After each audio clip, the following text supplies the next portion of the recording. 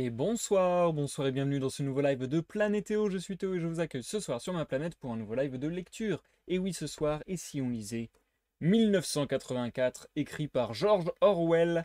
C'est notre 6e émission sur cette œuvre, sur ce roman, si je ne m'abuse. Comme d'habitude, si vous me regardez en rediffusion sur YouTube, je vous invite à jeter un œil à la barre de lecture de la vidéo ou à la description de la vidéo.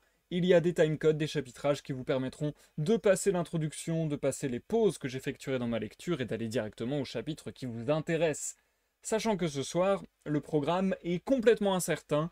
Je ne sais pas si... En fait, j'ai une problématique, je vais vous la poser et peut-être vous m'aiderez à y répondre. J'y viens dans quelques instants, mais d'abord, bonsoir Industrias et merci pour le resub 14e mois, c'est incroyable. Merci beaucoup l'ami. Euh, et oui, donc ce soir, je suis un peu face à un dilemme, parce que je vais devoir procéder à quelque chose que je n'aime pas faire. J'en ai parlé en plus la fois passée lors du live dernier, mais grosso modo, vous savez que je n'aime pas couper les chapitres en deux, et j'essaie toujours de maintenir un maximum les unités de sens qu'a voulu donner l'auteur. Donc voilà, que ce soit les parties, les chapitres, j'essaie de vous les faire d'une traite en général. Enfin non, les parties non, mais les chapitres en tout cas, j'essaie de vous les faire d'une traite. Euh, Là, le problème, je vous dis lequel il est. J'ai le chapitre 8 qui fait environ 14 pages, donc ça, pas de problème. Et juste après, j'ai le chapitre 9 qui fait 60 pages. 60 pages, c'est déjà pas ce que je vous lis d'habitude. Sur cette œuvre, d'habitude, je vous lis environ 40 pages par soir, à peu près, un truc comme ça. Entre 40 et 50. Et ça fait déjà 1 heure et demie. Même, je dirais plutôt entre 30 et 40. Et ça fait déjà 1 heure et demie. Donc ça fait déjà une certaine longueur. Donc là, si je fais 14 pages, plus le chapitre suivant 60 pages, ça nous fait 74 pages. Si on fait les logiques mathématiques, on peut penser qu'on part sur un live de 3 heures. Quelque chose comme ça. Or, d'expérience, parce que j'ai déjà fait des lives de lecture très longs par le passé, mais d'expérience, dès que ça dépasse 2 heures, 2 heures et demie, je trouve que ça perd vachement en qualité parce que forcément ma voix se fatigue, je suis moins concentré, tout un tas de choses qui font que je trouve la lecture de moins bonne qualité. Donc je trouve ça dommage. J'ai tendance, après ces années de pratique, à me dire que la durée optimale de mes lectures, c'est environ entre 1 heure et demie et 2 heures grand max. Donc, j'ai pensé à plusieurs solutions, et peut-être que vous allez m'éclairer. Bonsoir Astra Bloom, bienvenue. Peut-être que vous allez m'éclairer. Soit on fait un live ultra court, et à ce moment-là, je ne vous lis que le chapitre 8, qui fait 14 pages, et on se dit au revoir dans 30 minutes même pas. Soit je vous fais le chapitre 8 et le chapitre 9. Dans ce cas-là, le live, à mon avis, on est parti pour 3 heures, et en vrai, je pense que j'ai pas envie de faire ça, pour être tout à fait honnête. Parce que je pense qu'on est parti pour 3 heures minimum. Et ouais, je pense que j'ai pas envie de faire ça. Soit, dernière solution, je fais une petite entorse à ma règle d'honneur et on coupe le chapitre 9 en deux. Donc je m'arrêterai environ à une trentaine de pages, ce qui est déjà beaucoup en fait. J'avoue que je sais pas du tout comment faire. Après, une solution qui est probable, c'est de faire le chapitre 8 aujourd'hui avec un live ultra court, et du coup mardi, de se rattraper avec un live ultra long, puisque quand même 60 pages. Ça peut être une des solutions. Donc soit vous avez un avis, moi je dirais 8 ce live et 9 d'un coup. Donc Astra Bloom, tu serais plus pour un live très court ce soir et un live très long mardi. Ça peut peut-être se faire, ça peut peut-être se faire. Soit vous me donnez votre avis et je suis en accord avec vous. Soit, ce qu'on peut faire aussi, c'est partir à l'aventure, on part en lecture comme ça, et puis on prendra la décision plus tard en voyant comment ça évolue. Mais j'avoue que d'habitude, j'arrive à découper mes lectures de manière satisfaisante, et là, j'ai pas réussi. J'ai pas réussi. D'autant que, en fait, si j'avais su, j'aurais lu le chapitre 8. Je me suis pas renseigné assez longtemps à l'avance, on va dire. Si j'avais su, j'aurais lu le chapitre 8 la fois passée, en fait. Sachant qu'en plus, après le chapitre 9, il y a un chapitre 10 qui est relativement court et qui clôt la deuxième partie Donc pareil, j'étais en mode ah trop casse-pied, ça aurait été trop bien d'enchaîner chapitre 9 et 10 pour terminer la deuxième partie comme il se doit et entrer dans la troisième partie au live suivant. Du coup, ça tend peut-être à me faire dire que ce serait pas mal en effet de lire uniquement le chapitre 8 aujourd'hui. Et puis à ce moment-là, mardi, on lit chapitre 9 et 10. Comme ça, mardi, on termine la deuxième partie. Vendredi, on entre, puisque les lives, je le rappelle, les lives de lecture sont le mardi et le vendredi à 21h sur ma chaîne Twitch. Comme ça, vendredi, on enchaîne avec le début de la troisième partie. Et puis, je pense qu'on aura encore 2 ou 3 séances pour terminer. Un truc comme ça. Ah. Sachant qu'il y aura peut-être, je vous en ai pas encore parlé, mais il y aura peut-être un épisode bonus en quelque sorte sur cette œuvre, puisque à la fin de la publication, il y a un appendice qui nous donne des informations, on va dire, informatives sur la novlangue, sur comment est constituée la novlangue, sur comment elle se parle, entre guillemets, ou du moins comment sont construits les mots, et ainsi de suite. Donc ça peut être ultra intéressant, et je pense que je vous le lirai en live, sous forme de bonus en quelque sorte. Bonsoir les couteaux portes, bienvenue, bienvenue. J'en profite, voilà. Désolé, je me répète, mais bon. Si vous êtes sur YouTube, je répète, les timecodes sont disponibles. Soit dans la barre de lecture, soit dans la description. Donc si vous voulez passer tout le blabla, allez-y. De toute manière, vous sur YouTube, vous savez déjà de quelle manière ce sera passé ce live. Mais j'en profite du coup, voilà, j'essaie de recueillir un peu vos avis. Les couteaux portes, je répète ce que j'étais en train de dire. Il y a le chapitre 8 que je m'apprête à vous lire qui fait 14 pages. Et ensuite, il y a le chapitre 9 qui fait 60 pages. Donc, si je veux lire le chapitre 9 dans son intégralité ce soir, je dois lire 74 pages. Sachant qu'en plus, après, il y a un chapitre 10 qui fait aussi une dizaine de pages et qui clôt la deuxième partie. Donc, j'aimerais, si possible, terminer chapitre 9 et 10 à la fois pour terminer d'une traite, entre guillemets, la deuxième partie. Sauf que du coup, ça nous ferait 3 chapitres pour un total de 80... Non, de 74 pages. Non, attendez, j'ai déjà dit 74, donc 84 pages. Voire parce qu'en vrai, j'arrondis, donc voire plutôt 90. En vrai, ça nous ferait un live de... Piou un live de plus de 3 heures, ça n'aurait aucun sens. Ou bien, je fais une découpe sauvage en plein milieu du chapitre 9. Je suis partagé, je suis confus. Est-ce que tu as un avis sur la question les couteaux portes? Ce que je disais qui était possible. Bon, de toute manière, je t'ai donné toutes les possibilités, mais en effet, il est possible que limite ce soir je ne fasse qu'un chapitre très court. Et puis mardi, on se rattrape avec un live très long, avec le chapitre 9 et 10, pour terminer la deuxième partie comme il se doit. Ça peut se faire. Peut-être que mardi, ça ferait un live outrageusement long, mais plus digeste que les 3 chapitres déjà.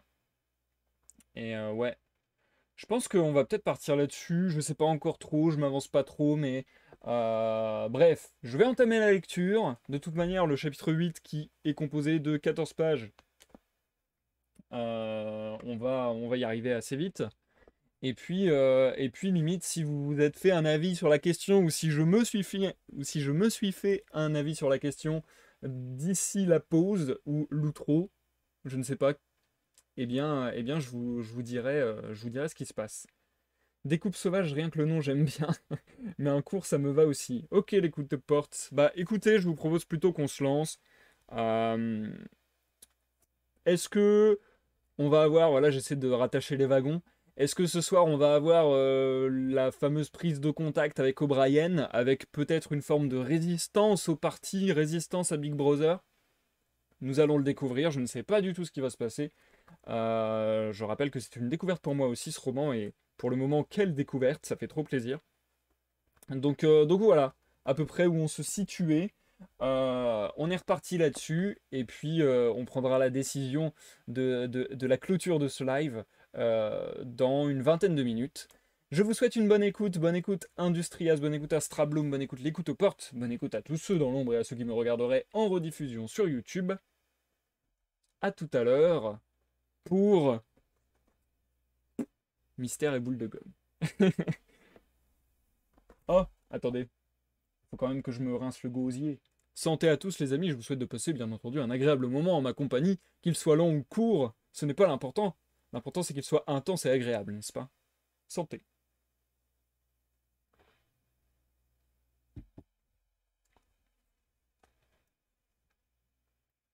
Chapitre 8. Il l'avait fait, à la fin. Il l'avait fait.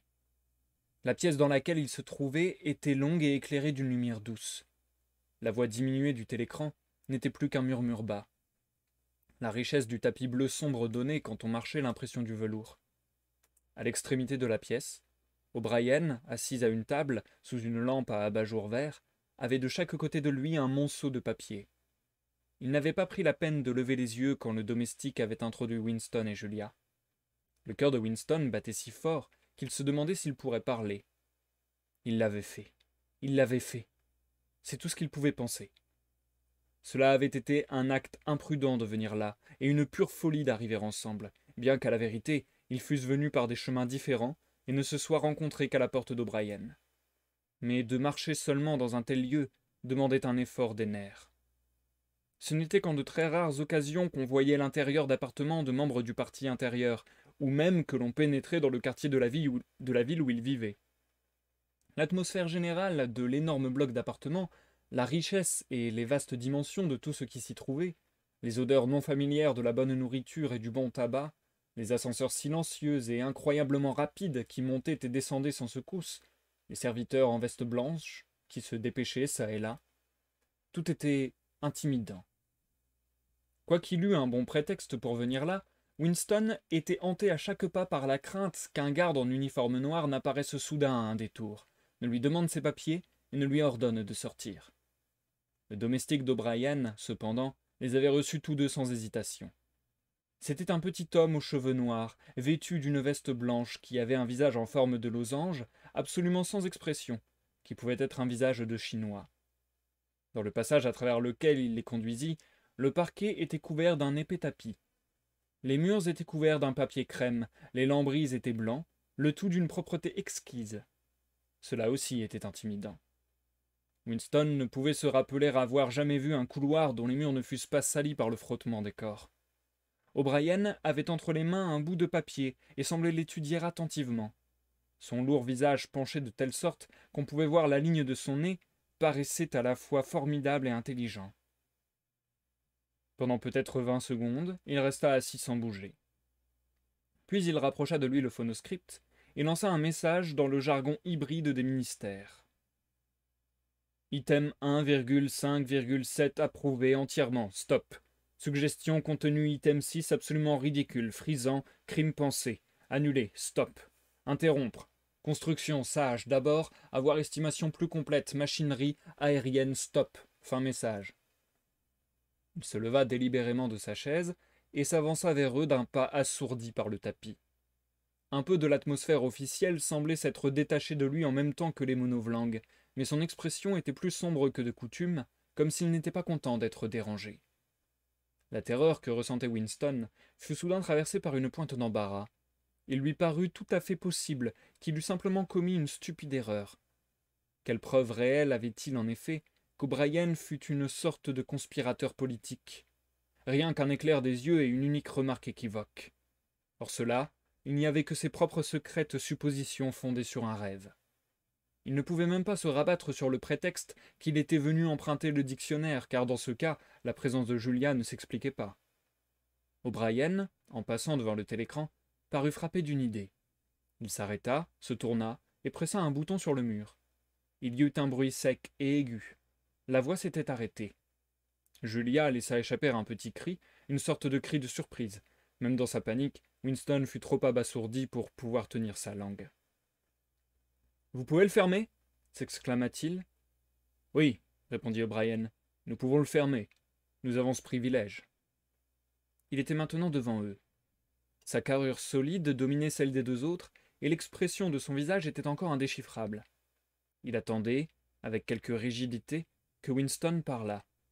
Mais sur quel sujet? Même alors, on pouvait parfaitement concevoir qu'il était simplement un homme occupé, qui se demandait avec irritation pourquoi on l'avait interrompu. Personne ne parlait. Après l'arrêt du télécran, un silence de mort parut régner dans la pièce. Les secondes passaient, énormes. Winston, avec difficulté, continua à tenir les yeux rivés sur ceux d'O'Brien. Le visage sombre s'adoucit alors soudain, en ce qui aurait pu être une ébauche de sourire. De son geste caractéristique, O'Brien ajusta ses lunettes sur son nez. « Le dirai-je, ou voulez-vous le dire ?» demanda-t-il. « Je le dirai, » répondit promptement Winston. « Cette chose est-elle réellement fermée ?»« Oui, tout est fermé. Nous sommes seuls. Nous sommes venus ici parce que... » Il s'arrêta, réalisant pour la première fois le manque de précision de ses propres motifs. Comme il ne savait pas, en fait, quelle sorte d'aide il attendait d'O'Brien, il ne lui était pas facile de dire pourquoi il était venu. Il poursuivit, conscient que ce qu'il disait devait avoir un son faible et prétentieux.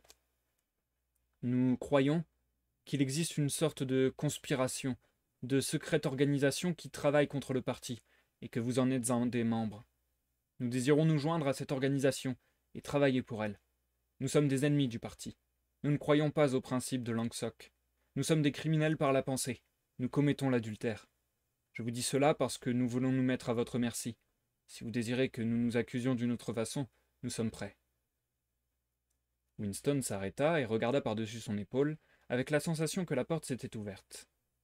En effet, le petit serviteur au visage jaune était entré sans frapper. Winston vit qu'il portait un plateau sur lequel se trouvaient des verres et une carafe. « Martin est des nôtres, » dit O'Brien impassible. « Par ici les verres, Martin. Déposez-les sur la table ronde. À cette chaise ? Alors nous ferions aussi bien de nous asseoir confortablement pour parler. Apportez une chaise pour vous, Martin. Nous allons parler affaires. Vous pouvez pendant 10 minutes cesser d'être un domestique. » Le petit homme s'assit tout à fait à son aise, et cependant avec encore l'air d'un serviteur, l'air d'un valet jouissant d'un privilège. Winston le regarda du coin de l'œil. Il comprit que l'homme jouait une partie qui engageait toute sa vie, et qu'il estimait dangereux d'abandonner, même pour un instant, la personnalité qu'il avait adoptée. O'Brien saisit la carafe par le col et emplit les verres d'un liquide rouge foncé. Ce geste éveilla chez Winston le souvenir confus de quelque chose qu'il avait vu il y avait longtemps sur un mur ou une palissade, une grande bouteille faite de becs électriques qui semblait s'élever et s'abaisser et verser son contenu dans un verre. Vue de dessus, la substance paraissait presque noire, mais dans la carafe, elle luisait comme un rubis. Elle avait une odeur aigre-douce. Il vit Julia prendre son verre et le flairer avec une franche curiosité. « Cela s'appelle du vin, » dit O'Brien avec un faible sourire. « Vous le connaissez par les livres, sans doute. Je crains qu'il n'y en ait pas beaucoup qui aillent au parti extérieur. » Son visage reprit son expression solennelle et il leva son verre. « Je pense qu'il est bon de commencer par porter un toast. À notre chef, Emmanuel Goldstein. » Winston prit son verre avec une certaine avidité. Le vin était un breuvage qu'il connaissait par ses lectures et dont il rêvait. Comme le presse-papier de verre ou les bouts rimés que M. Charrington se rappelait à demi, il appartenait à un passé romantique disparu, le vieux temps, comme il l'appelait en secret. Il avait toujours pensé, il ne savait pourquoi, que le vin était excessivement sucré, comme la confiture de mûre, et qu'il avait un effet immédiatement enivrant. En réalité, quand il en vint à la vallée, il fut tout à fait désappointé. En réalité, après avoir bu du gin pendant des années, c'est à peine s'il était capable de sentir le goût du vin. Il posa le verre vide. « Il existe donc quelqu'un qui est Goldstein ?» demanda-t-il. « Oui, il existe et il est vivant. Où ? Je ne sais. » « Et la conspiration, l'organisation, est-elle réelle ? Elle n'est pas simplement une invention de la police de la pensée ? » ?»« Non, elle est réelle. Nous l'appelons la fraternité. Vous n'en apprendrez jamais beaucoup plus sur la fraternité, or qu'elle existe et que vous en faites partie. J'y reviendrai tout à l'heure. » Il regarda sa montre. Il est imprudent, même pour les membres du parti intérieur, de fermer le télécran plus d'une demi-heure. Vous n'auriez pas dû venir ensemble et il vous faudra partir séparément. Vous, camarades, dit-il en inclinant la tête dans la direction de Julia, vous allez partir la première. Nous avons environ 20 minutes à votre disposition. Nous avons environ 20 minutes à notre disposition. Vous comprenez que je dois commencer par vous poser certaines questions. Qu'êtes-vous préparés à faire en général ? Tout ce dont nous sommes capables, répondit Winston. O'Brien s'était légèrement retourné sur sa chaise, de sorte qu'il faisait face à Winston. Il ignora presque Julia, tenant pour convenu que Winston pouvait parler en son nom. Ses paupières battirent un moment sur ses yeux. Il se mit à poser des questions d'une voix basse, sans expression, comme si c'était une routine, une sorte de catéchisme, dont il connaissait déjà la plupart des réponses. Êtes-vous prêt à donner votre vie? Pardon? Êtes-vous prêt à donner vos vies? Oui. Êtes-vous prêt à tuer? Oui. À commettre des actes de sabotage pouvant entraîner la mort de centaines d'innocents? Oui. À trahir votre pays auprès de puissances étrangères? Oui. Vous êtes prêts à tromper, à faire des faux, à extorquer, à corrompre les esprits des enfants, à distribuer les drogues qui font naître des habitudes, à encourager la prostitution, à propager les maladies vénériennes, à faire tout ce qui est susceptible de causer la démoralisation du parti et de l'affaiblir? Oui. Si votre intérêt exigeait par exemple que de l'acide sulfurique fût jeté au visage d'un enfant, seriez-vous prêts à le faire? Oui. Êtes-vous prêts à perdre votre identité et à vivre le reste de votre existence comme garçon de café ou docker? Oui. Êtes-vous prêts à vous suicider si nous vous l'ordonnons, et quand nous vous l'ordonnerons? Oui. Êtes-vous prêts, tous deux, à vous séparer et à ne jamais vous revoir? Non, jeta Julia. Il sembla à Winston qu'un long moment s'écoulait avant qu'il pût répondre. Un instant même, il crut être privé du pouvoir de parler. Sa langue s'agitait sans émettre de son. Elle commençait les premières syllabes d'un mot puis d'un autre, recommençait encore et encore. Il ne savait pas, avant qu'il l'eût dit, quel mot il allait prononcer. Non, dit-il enfin. Vous faites bien de me le faire savoir, dit O'Brien. Il est nécessaire que nous sachions tout. Il se tourna vers Julia et ajouta d'une voix un peu plus expressive. Comprenez-vous que même s'il survit, ce sera peut-être sous l'aspect d'une personne différente? Nous pouvons être obligés de lui donner une autre identité. Son visage, ses gestes, la forme de ses mains, la couleur de ses cheveux, même sa voix seraient différents. Et vous-même pourrez être devenu une personne différente. Nos chirurgiens peuvent changer les gens et les rendre absolument méconnaissables. Il arrive que ce soit nécessaire. Nous faisons même parfois l'amputation d'un membre. Winston ne put s'empêcher de lancer de côté un autre regard au visage mongolien de Martin. Il ne put voir aucune cicatrice. Julia avait un peu pâli, ce qui fit ressortir ses taches de rousseur, mais elle affronta bravement O'Brien. Elle murmura quelque chose qui ressemblait à un assentiment. Bien, ainsi c'est réglé. Il y avait sur la table une boîte de cigarettes en argent. O'Brien, d'un air quelque peu absent, la poussa vers eux. Il en prit une lui-même, puis se leva et se mit à marcher lentement de long en large comme si, debout, il pouvait mieux réfléchir. C'étaient de très bonnes cigarettes très épaisses et bien tassées, au papier d'une douceur soyeuse non familière. O'Brien regarda encore sa montre bracelet. Vous feriez mieux de retourner à l'office, Martin. Je tournerai le bouton du télécran dans un quart d'heure. Regardez bien les visages de ses camarades avant de vous en aller. Vous les reverrez. Moi, peut-être pas. Les yeux noirs du petit homme, exactement comme il l'avait fait à la porte d'entrée, vacillèrent en regardant leurs visages. Il classait leur aspect dans sa mémoire, mais il n'éprouvait pour eux aucun intérêt, ou du moins ne paraissait en éprouver aucun. Winston se dit qu'un visage synthétique était peut-être incapable de changer d'expression. Sans parler ni faire aucune sorte de salutation, Martin se retira, en fermant silencieusement la porte derrière lui. O'Brien arpentait la pièce, une main dans la poche de sa combinaison noire, l'autre tenant sa cigarette. « Vous comprenez, dit-il, que vous lutterez dans l'obscurité.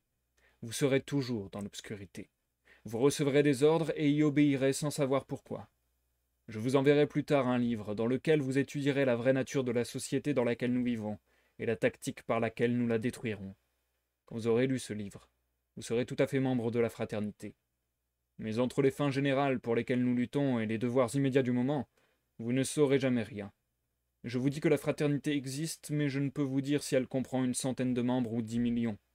Pour ce que vous en connaîtrez personnellement, vous ne serez jamais capable de dire si elle comprend même une douzaine de membres. Vous aurez des contacts avec 3 ou 4 personnes, qui seront remplacées de temps en temps au fur et à mesure de leur disparition. Comme ceci est votre premier contact, il sera maintenu. Les ordres que vous recevrez viendront de moi. Si nous jugeons nécessaire de communiquer avec vous, ce sera par l'entremise de Martin. Quand vous serez finalement pris, vous vous confesserez. C'est inévitable. Mais mis à part vos propres actes, vous aurez très peu à confesser. Vous ne pourrez trahir qu'une poignée de gens sans importance. Vous ne me trahirez probablement même pas. D'ici là, je serai peut-être mort, ou je serai devenu une personne différente. avec un visage différent. Il continuait à marcher de long en large sur le tapis épais. En dépit de sa corpulence, il y avait une grâce remarquable dans ses mouvements. Elle se manifestait même dans le geste avec lequel il mettait sa main dans sa poche où roulait une cigarette.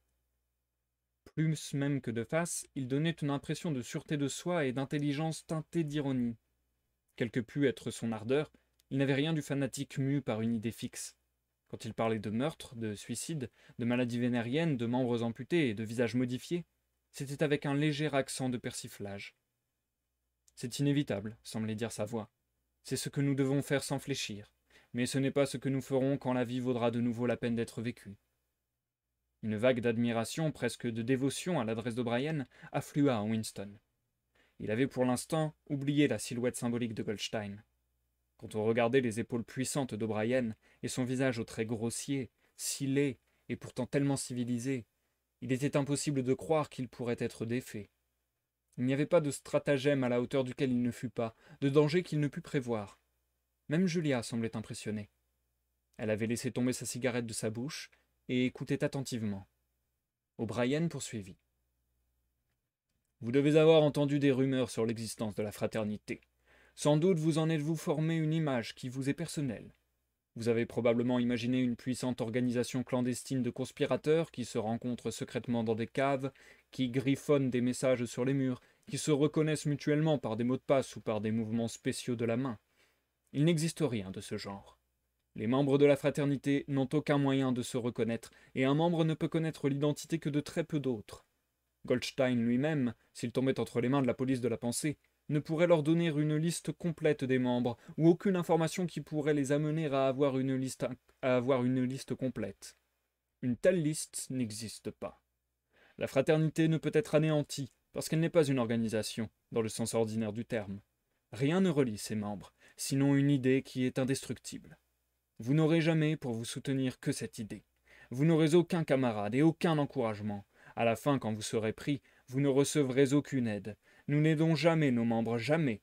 S'il est absolument nécessaire que quelqu'un garde le silence, nous pouvons tout au plus introduire parfois en cachette une lame de rasoir dans la cellule d'un prisonnier. Il faudra vous habituer à vivre sans obtenir de résultats et sans espoir. Vous travaillerez un bout de temps, vous serez pris, vous vous confesserez, et vous mourrez. Ce sont les seuls résultats que vous verrez jamais. Il n'y a aucune possibilité pour qu'un changement perceptible ait lieu pendant la durée de notre existence. Nous sommes des morts. Notre seule vie réelle est dans l'avenir. Nous prendrons part à cet avenir sous forme de poignées de poussière et d'esquilles d'os. Mais à quelle distance de nous peut être ce futur, il est impossible de le savoir. Ce peut être 1 millier d'années. Actuellement, rien n'est possible, sauf d'étendre petit à petit la surface du jugement saint. Nous ne pouvons agir de concert. Nous pouvons seulement diffuser nos connaissances d'individu à individu, de génération en génération. En face de la police de la pensée, il n'y a pas d'autre voie. Il s'arrêta et regarda sa montre pour la 3e fois. « Il est presque temps que vous partiez, camarade, dit-il à Julia. Attendez, le carafon est encore à moitié plein. Il remplit les verres et, prenant le sien par le pied, l'éleva. À quoi devons-nous boire cette fois dit-il avec toujours la même légère teinte d'ironie. À la confusion de la police de la pensée? À la mort de Big Brother? À l'humanité? À l'avenir? Au passé, répondit Winston. Le passé est plus important, consentit O'Brien gravement. Ils vidèrent leurs verres, et un moment après Julia se leva pour partir. O'Brien prit sur un secrétaire une petite boîte, et tendit à Julia une tablette blanche et plate qu'il lui dit de mettre sur sa langue. Il était important de ne pas sortir avec l'odeur de vin sur soi. Les employés de l'ascenseur étaient très observateurs. Sitôt que la porte se referma sur Julia, il sembla oublier son existence. Il fit encore quelques pas dans la pièce, puis s'arrêta. « Il y a des détails à régler, dit-il. Je présume que vous avez un endroit quelconque où vous cacher. » Winston parla de la pièce qui était au-dessus de la boutique de M. Charrington. « Pour l'instant, cela suffira. Plus tard, nous arrangerons quelque chose d'autre pour vous. Il est important de changer fréquemment de cachette. Entre-temps, je vous enverrai un exemplaire du livre. » Même O'Brien, remarqua Winston, semblait prononcer ce mot comme s'il était en italique. « Le livre de Goldstein, je veux dire, aussitôt que possible. Il faudra peut-être quelques jours pour que j'en obtienne un. Il n'en existe pas beaucoup, comme vous pouvez l'imaginer. La police de la pensée les pourchasse et les détruit presque aussi rapidement que nous pouvons les sortir. Cela importe très peu. Le livre est indestructible. Si le dernier exemplaire était détruit, nous pourrions le reproduire presque mot pour mot. Apportez-vous une serviette pour travailler? En général, oui. Comment est-elle? Noire, très usée, à 2 courroies. Noire, 2 courroies, très usée. Bon. Un jour proche, je ne peux vous donner de date. Un des messages que l'on vous envoie pour votre travail contiendra un matin une coquille, et vous aurez à réclamer une autre copie. Le lendemain, vous irez travailler sans votre serviette. À un moment de la journée, dans la rue, un homme vous touchera le bras et vous dira « Je crois que vous avez laissé tomber votre serviette. » Celle qu'il vous donnera contiendra un exemplaire du livre de Goldstein. Vous le retournerez avant 14 jours. Ils gardèrent un moment le silence. Il reste encore 2 minutes avant que vous ayez à partir, dit O'Brien. Nous nous rencontrerons encore si nous devons nous rencontrer. Winston leva vers lui les yeux. Là où il n'y a plus de ténèbres, continua-t-il en hésitant. O'Brien acquiesça sans manifester de surprise. Là où il n'y a plus de ténèbres, répéta-t-il, comme s'il avait reconnu l'allusion. Et entre-temps, y a-t-il quelque chose que vous désiriez dire avant de partir? Un message? Une question? Winston réfléchit. Il ne semblait pas y avoir d'autres questions qu'il voulut poser. Encore moins sentait-il le désir d'émettre des généralités ronflantes. Au lieu de penser à quelque chose qui se rapporterait directement à O'Brien ou à la fraternité, il lui vint à l'esprit une sorte de tableau composite de la sombre chambre dans laquelle sa mère avait passé ses derniers jours, de la petite pièce au-dessus du magasin de M. Charrington, du presse-papier de verre et de la gravure sur acier dans son cadre de bois de rose.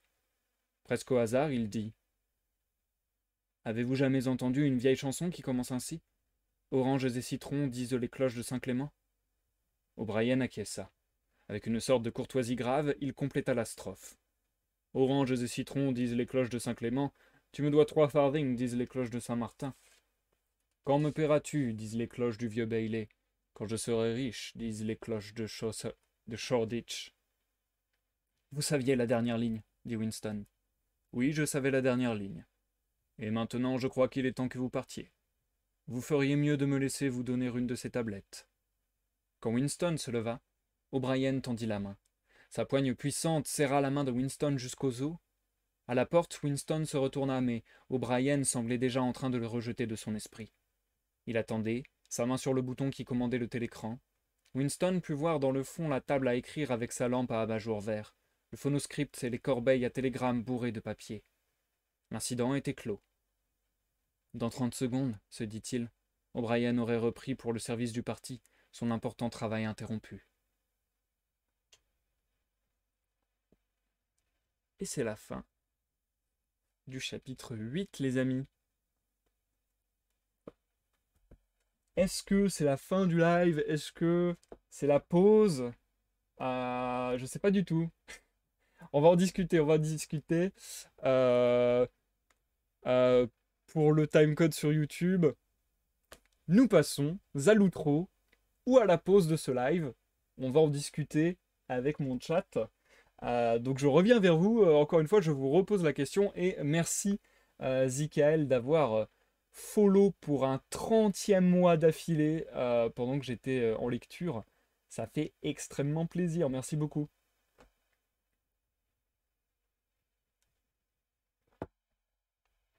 Est-ce que t'as débloqué? Ouais, toi t'as un œil différent du mien, trop bien. Parce que moi du coup mon badge d'abonné il est genre jaune un peu. Toi il est un peu bleuté comme ça, vert comme ça. J'aime bien, j'aime bien. Moi je n'ai pas changé d'avis, nous dit Astra. Ok, ok, je tiens en compte. C'est vrai qu'après on est déjà à 40 minutes de live en soi, hein. Avec l'intro, c'est-à-dire que j'ai dû lire à peu près une petite trentaine de minutes. Donc je me dis que là, si j'ajoute encore 74 pages, c'est impossible. J'ai vraiment envie de partir sur cette option-là. D'autant que ça me permet une petite expérimentation. Ça m'étonnerait que ça change grand-chose. Un œil platine, c'est ça, Zika. Sachant que ça ne changera pas grand-chose, mais parce que bon, on est en pleine lecture et sur YouTube, clairement, mes rediffusions, quand c'est le premier épisode d'une nouvelle lecture, ça fait des vues. Et après, c'est dégressif jusqu'au dernier épisode, ce qui est normal.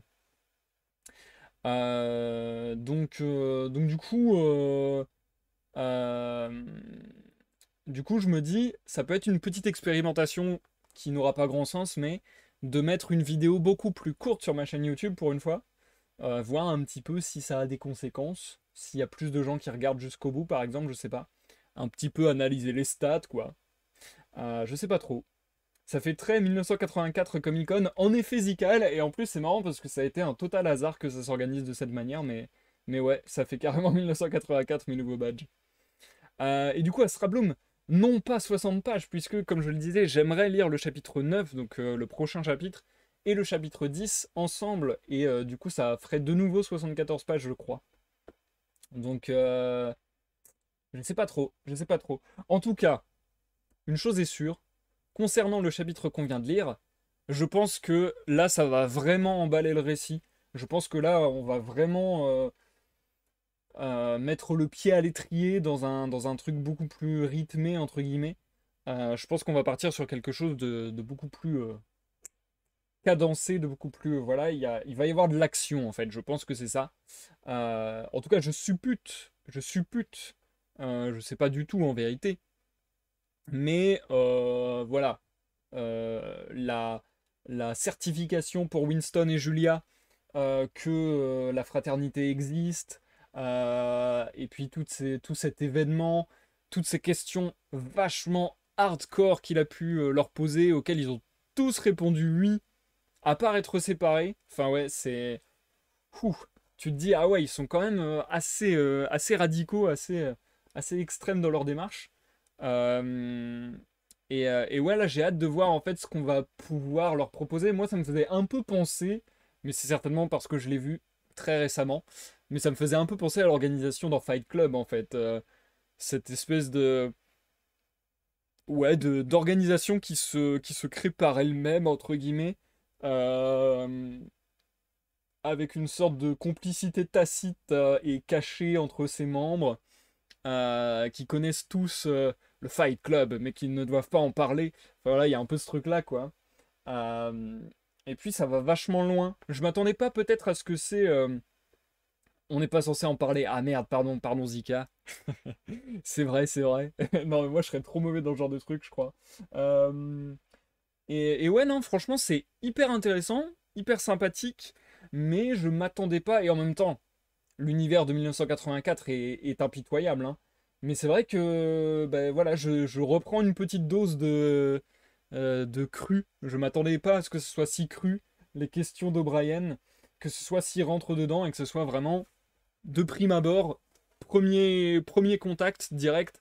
Est-ce que t'es prêt à tuer? Est-ce que t'es prêt à faire ceci, à faire cela? Et ouais, des actions hardcore, quoi. Donc, et en même temps, je comprends grave, parce que, encore une fois, enfin, je comprends grave dans l'univers, quoi. Parce qu'encore une fois, ils sont cachés, ils sont tellement surveillés que eux-mêmes savent que, de toute manière, ça sera pas de leur vivant qui verront les résultats. Euh, Eux-mêmes savent que leur temps est compté, qu'ils ont très peu de temps pour prendre contact, pour discuter ensemble et ainsi de suite. Enfin, je trouve que c'est vachement bien vu, vachement bien imaginé de la part de George Orwell, la manière, on va dire comment dire, le processus d'entrée dans la fraternité entre guillemets, qui fait que bah voilà, ça t'injecte directement un sentiment fort d'appartenance à quelque chose de peut-être supérieur, ou voilà, ou en tout cas différent, et en même temps voilà, qui te rassure certainement parce que tu te dis que t'es pas fou et qu'il y a bien un truc qui déconne dans le monde, dans la société, et à la fois voilà, qui te met face aux réalités dures, quoi, et qui te dit bon bah t'as choisi une voie difficile, quoi, t'as pas choisi de fermer les yeux et les ouvrir, peut-être une expérience douloureuse. Donc ouais, intéressant, très intéressant. J'ai beaucoup apprécié ce chapitre. Et du coup, ça m'agace un peu parce que je trouve que ça dynamise l'histoire. Je trouve que voilà, je pense que là, il va y avoir de l'action. Et par exemple, le livre dont on parle, je me doute qu'on va en entendre parler de nouveau. Peut-être qu'on aura des extraits même, étant donné qu'on a déjà eu depuis le début de l'œuvre des slogans, des citations du parti. Donc là, ce serait intéressant de voir peut-être les slogans, entre guillemets, et peut-être justement la propagande, entre guillemets, du parti contre, donc de la fraternité. Donc je pense que dans les chapitres à venir, on risque d'avoir ça. Et ça va être intéressant de voir en parallèle ces deux idéologies, en quelque sorte, comment elles se combattent, comment elles se différencient. Donc ouais, j'ai ultra hâte de voir la suite, j'ai ultra hâte de voir le chapitre suivant. C'est pour ça que c'est un peu une torture ce soir de devoir faire une découpe soit maintenant, soit dans 1000 ans, soit je découpe le chapitre 9 en plein milieu, mais ça m'agace un petit peu de faire une découpe en plein milieu d'un chapitre, je sais vraiment pas. Je sais vraiment pas. Je me dis en fait que certainement, vu que ça fait 60 pages pile, il me semble. Attendez, on va regarder ça ensemble vite fait. J'ai bien aimé la description de la mise en scène pour lui passer le livre. Ouais, voilà, tout ce fatras, quoi, tous ces processus dissimulés et tout, je trouve ça hyper intéressant. Mais non, pas de découpe en plein milieu. Bah, je suis d'accord avec toi, Astra. Je me rencarde un petit peu sur la durée des chapitres et tout. Attends. Tac, tac, tac, tac, tac, tac, tac. Chapitre 10, il est où? Petit, petit, petit, viens par ici, chapitre 10. Ok. 279. Donc ouais, voilà, c'est... Ah, mais je me suis trompé. Ah, mais je me suis grave trompé. Je sais pas pourquoi je m'étais persuadé de ça. Ah, ah mince. 270. Ah mais non, c'est... Je suis débile. C'est pas 279, c'est 288. J'ai enlevé... Waouh, j'ai vraiment eu un mindfuck là. J'ai enlevé un à la dizaine au lieu de l'unité. Très bizarre. Bref.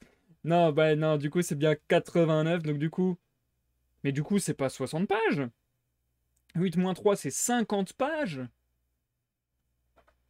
Bah merde alors. Bah comment ça se fait que j'ai mal compté? Alors attendez, parce que du coup je regarde le chapitre 10. Le chapitre 10 fait 297, donc grosso modo, il fait 8 pages. Ok, le chapitre 10 fait 8 pages. Et le chapitre 9 fait 50 pages. Donc l'ensemble du chapitre 9 et 10 fait 60 pages. Ah, donc... Donc, je pense qu'on arrête le live ici pour aujourd'hui, les amis. Comme ça, mardi, on fait la lecture du chapitre 9 et du chapitre 10. Je lirai 2 fois 25 pages. Ça va faire des longs morceaux, mais bon, voilà, on s'y tiendra. Je ferai 2 passages longs de 25 pages sur le chapitre 10, sur le chapitre 9. Ensuite, je finirai avec 10 petites pages de chapitre 10. Et on arrivera à la troisième partie, qu'on commencera donc vendredi à 21h dans une semaine. Ça me semble bien. Ça me semble bien comme programme. Vous en dites quoi? Vous en pensez quoi? J'ai bien fait, je pense, d'aller revérifier le nombre de pages parce que j'étais en train de me fourvoyer grandement. Ça me paraît pas mal. Ça me paraît pas mal. Et d'ailleurs, après, à quel point on est proche de la fin? 390, donc on a encore 90 pages. Waouh! Insane! Ouais, donc on a encore 2 lives de lecture une fois qu'on est dans la troisième partie, je pense, au moins. C'est moi le chef suprême. Ah là là, ah là là. Allez, je pense qu'on part là-dessus parce que, je sais pas, dans ma tête, ça s'organise bien. Dans ma tête, ça me semble avoir une logique et j'aime que les choses aient une logique. Donc, je vous remercie.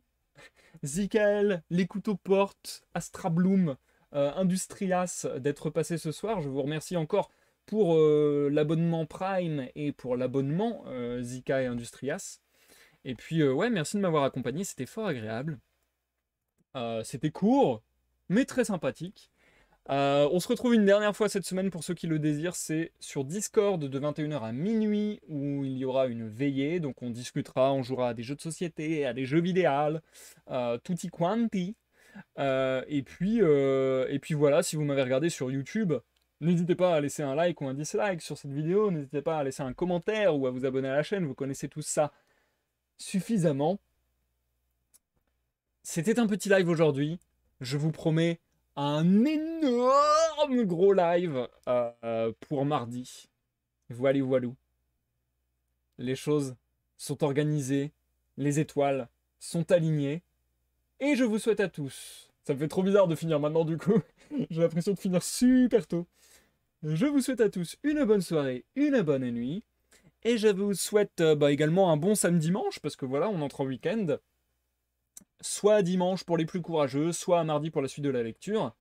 Bye bye, des bisous.